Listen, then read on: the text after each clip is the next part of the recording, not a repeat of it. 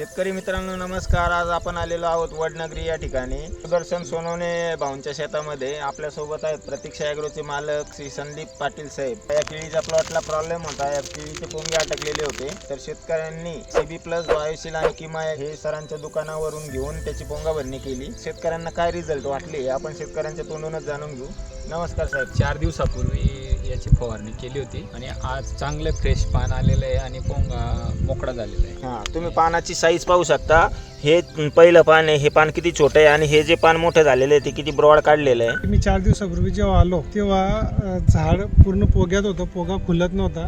Second day शेतकरी आपल्याकडे आले आणि त्यांनी पोगा भरणी घेतली. पोगा भरणी केल्यानंतर पोगा तर खुललाच, पण पानाची साईड एकदम ब्रॉड झालेली आहे, मोठं पान फेकलेलं आहे आणि रोप हेल्दी दिसते. जनरली तर पावसाळ्यात पोगा अटकत नाही, पण जर लहान पानं फेकत असेल बाग तर आपण केळीचं मोठं पान निघण्यासाठी आपण किमया, CB प्लस आणि बायोसील या 3 प्रॉडक्टची पोगा भरणी आपण करू शकतो. तुम्ही या 3 प्रोडक्टची पोंगा भरणी घेतली, तुम्ही समाधानी आहात का? हो, मी समाधानी तुम्ही इतर आहे. शेतकऱ्यांना काय सांगाल?